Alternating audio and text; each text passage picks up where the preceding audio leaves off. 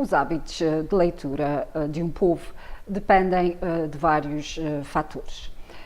Em Portugal, e apesar da melhoria das condições de vida das famílias, também das medidas implementadas a nível educativo e cultural, como também a criação da rede de bibliotecas públicas e escolares, apesar de tudo isso, ainda temos um longo caminho a percorrer para falarmos efetivamente de verdadeiros hábitos de leitura. Algumas das causas desse desinteresse é, sem dúvida, a omnipresença da televisão, que prende tanto adultos como crianças ao pequeno ecrã. Vários estudos têm sido feitos e estudos sobre o consumo de mídia em Portugal revelam, de facto, que cerca de 99% dos portugueses veem regularmente programas de televisão. 60% diz utilizar frequentemente a internet, enquanto que 68% dizem aceder com regularidade a jornais e a revistas. 73% preferem escutar rádio. A verdade é que, apesar das várias iniciativas que governos, que as escolas, as câmaras municipais, as próprias editoras têm feito no sentido de estimular a relação entre os livros e leitores, como é o caso, por exemplo, das feiras do livro, debates com os autores, conferências nas escolas e por aí fora, há quem considere que a leitura em Portugal é uma batalha perdida. As estatísticas, na verdade, deixam poucas dúvidas. Portugal lê muito pouco. Segundo Eduardo Boavida, editor da Bertrand, os portugueses compram, em média, 1,3 livros por ano.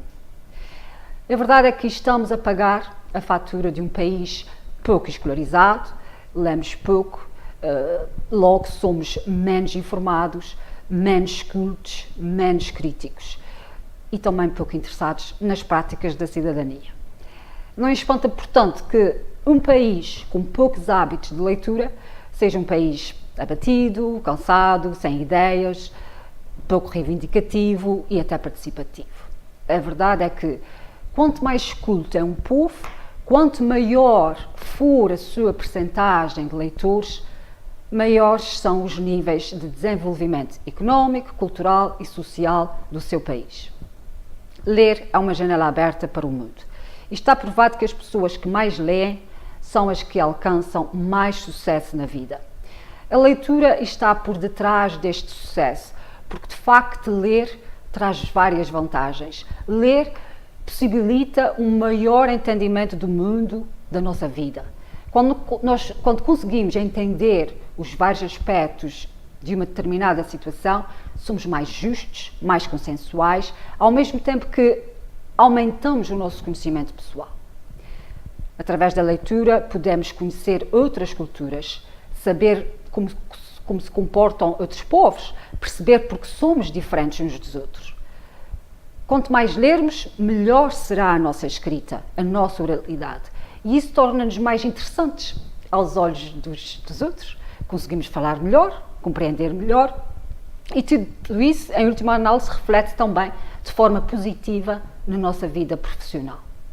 Ler sobre a nossa história, por exemplo, o porquê da nossa cultura, da nossa origem, dos nossos costumes, permite ter um conhecimento mais profundo da nossa identidade, do que somos. Quanto mais lemos, mais capacidade temos de refletir, de questionar. Aumentamos o nosso vocabulário e assim podemos desenvolver melhor tanto os nossos textos escritos como a nossa linguagem, a nossa oralidade. Através da leitura, nós sabemos mais sobre o que se passa no nosso país e na nossa região. A leitura é também uma forma de diversão, é isso mesmo. A leitura de livros de aventuras, de romances, de histórias, transportam-nos para lugares sem mesmo termos que sair do conforto das nossas casas. A leitura relaxa e também exercita o nosso cérebro e combate o stress, imagine. A leitura e a educação são o melhor investimento que fazemos em nós mesmos. são de facto as armas mais eficazes e poderosas para alcançarmos o sucesso, a justiça, a paz, a democracia, para, enfim, mudar o mundo. Neste Natal, já pensou no que vai oferecer aos seus familiares e amigos? Por exemplo, na Islândia, um pequeno país do Norte Atlântico com menos de 350 mil habitantes, a prenda que todos oferecem no Natal são livros. Não é à toa que são o povo com maior taxa de leitura, onde pelo menos metade da população lê no mínimo 8 livros por ano. Então, se ainda não comprou todas as prendas, pondere oferecer um livro este Natal. Eu deixo aqui algumas sugestões. A Vida no Campo, de Joel Neto, que vive agora na terceira, depois de várias décadas a viver em Lisboa. Este livro traz-nos a história desta mudança de vida. É um diário onde ele cruza a infância, a família, a morte, a amizade e o amor. Um livro a não perder. A outra sugestão vai para Os Navios da Noite, de João de Mel. São 18 histórias que retratam os sonhos e desejos de várias personagens. Não podia deixar de trazer aqui um escritor africano, Terra Sonâmbula, de Mia Couto. Mia Couto foi jornalista, agora é professor universitário. Ele nasceu em Moçambique e já recebeu vários prémios e distinções. Este é o seu primeiro romance e tem como pano de fundo precisamente a guerra em Moçambique. Ele traça um quadro de um realismo brutal que o vai prender a este livro. Eu aconselho vivamente.